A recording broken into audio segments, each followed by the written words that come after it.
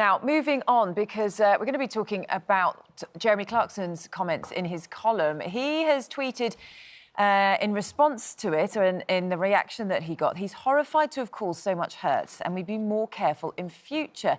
It's following the huge backlash towards his column where he mentioned the Duchess of Sussex, and there was a lot of criticism over exactly what he had to say. Yeah, it's the latest in the barrage of abuse targeted at the royal couple, which we've been hearing about in detail from their Netflix docu-series. Joining us now from New York is Christopher Anderson, who has written a new biography on King Charles. And here in the studio is broadcaster Afia Hagan. If I come to you first, Christopher, in New York, I mean, a lot of Meghan's narrative was the treatment that she felt she was getting from some sections of the press, whether it was racist or misogynist. Has Jeremy Clarkson's column validated that? Absolutely. I have to say that even those people who were disappointed by, there were a lot of, the one thing that the Netflix documentary did was to bring both factions together. Those people who loved the Sussexes and who no longer detested them were very disappointed, I think, in the amount of kind of, let's be honest, whining that went on for many, many hours. But here comes the Clarkson remark, which is for Clarkson to say that this is to issue this sort of muted, somewhat disingenuous apology where he says he's being clumsy and he'll never do it again. Well, that's hardly the kind of fulsome apology one would expect after making such a hateful, misogynistic and racist, blatantly racist remark, frankly. So if anyone doubted that he's been subjected to a great deal of racism, that has now been removed. And I think a lot of people are now back in the Harry and Meghan column as a result of it. Yeah, OK, well, Afia, let's bring you in here. I mean, what did you make of the apology? And also, do you think we should be hearing from the palace more to speak out against this kind of speech? Well, first of all, it wasn't an apology because the word sorry was nowhere in that tweet. That tweet read to me as my agent said I have to say something, so I've said something. And here I am, and I don't really care. That's what that read. The word sorry wasn't in there. I think when it comes to the palace, certainly they should stick their head above the parapet. You know, before we've had statements from Kensington Palace when it came to the treatment of now Catherine, the Princess of Wales. Harry himself put out a treatment initially when it came, put out a statement when it came to the treatment of Meghan Markle in those early stages when they were dating. I think now is the time for Buckingham Palace, for King Charles III and Queen Camilla, who are patrons of charities that are supposed to empower women, that are against domestic violence, that are against sexual violence, at a time where Queen Camilla marked 16 days of activism against gender-based violence, of which this falls into the category. This column by Jeremy Clarkson falls into that category.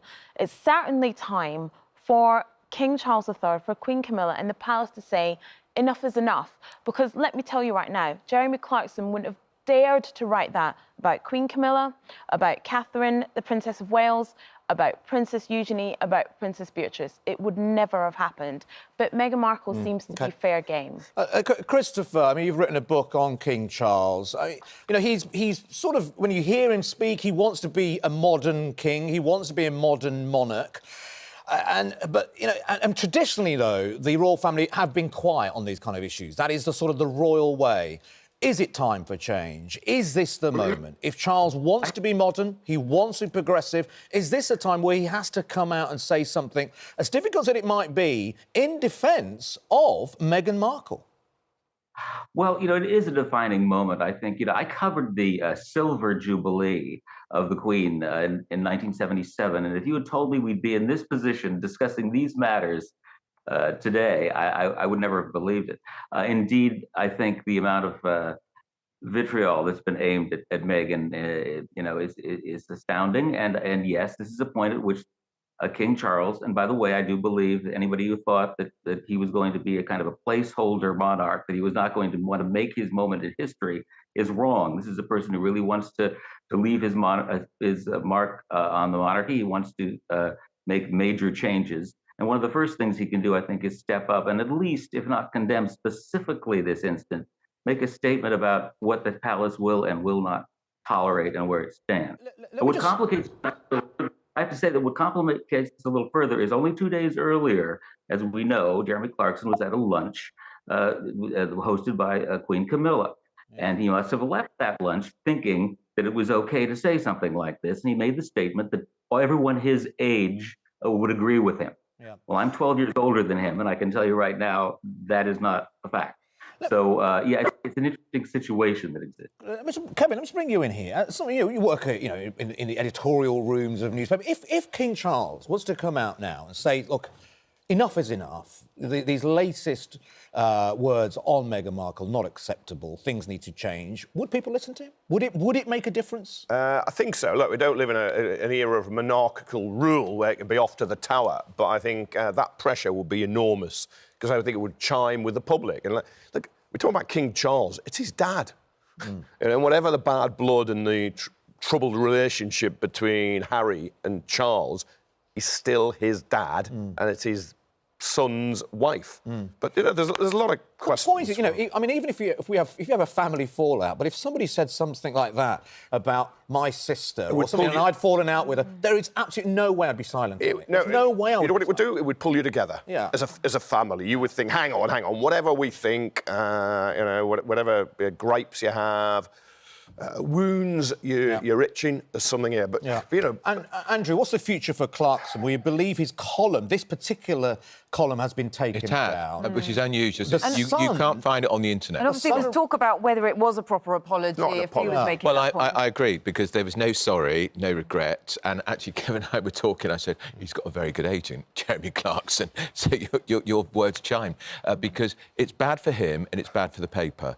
And I look, it was deeply unacceptable. No. Should never have got in the paper. There's no comment from The Sun, though. Why is that? Well, I suppose by taking it down, we're talking about it, and everyone knows The Sun realised it was a terrible error. It should never have been put in the paper in the first place. That's why they've said nothing. The silence is damning. But when he says, Clarkson says, oh dear, I'd rather put my foot in it, it's almost as if he's having a laugh. Yeah. Little snide. Of course it is. It's not an apology. Clumsy. You don't clumsily talk about dreaming of somebody running naked down a street throwing excrement. That's not a clumsy thought. That was appalling. But I still think to say that he thinks he hates her more than he hates Rose West. That's defamatory. I mean, astonishing. Exactly.